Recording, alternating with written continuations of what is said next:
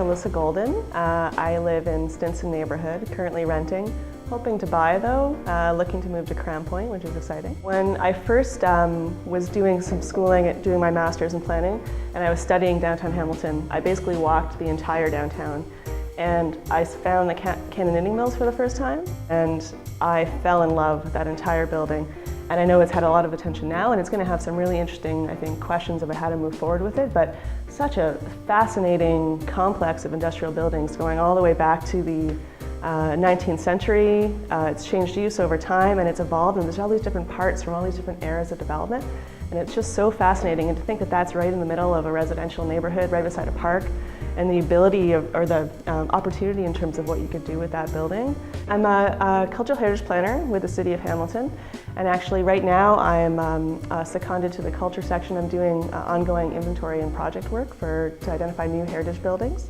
So trying to engage with the community, figure out what their priorities are in terms of which properties they think are culturally significant, what do they want to see protected, recognized, and trying to ensure that we're proactive as a city to identify these properties so that moving forward, when you have all of this influx of new businesses and new people moving, that there's a very transparent recognition of what the city's intention are for these buildings, that we want to protect them, that we want to try to encourage conservation, and trying to work with developers and property owners on a daily basis to try to reach that goal and develop that culture of conservation.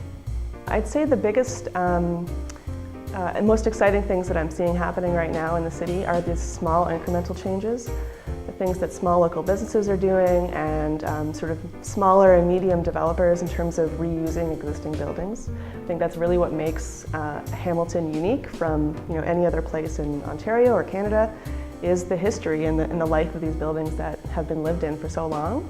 And to think that new life is being breathed into them. People are coming in, they're recognizing that what makes those buildings special, and they're trying to harness that. You're seeing things like conversion of old schools, things like the Templar Flant developments, and I think that's a really exciting time, and that's really what we envisioned in terms of our downtown secondary plan, that yes, there's room for those large developments to bring in interest and new people, but it's really those small incremental changes that are accumulating and creating this push and this drive in terms of the renaissance that's happening right now.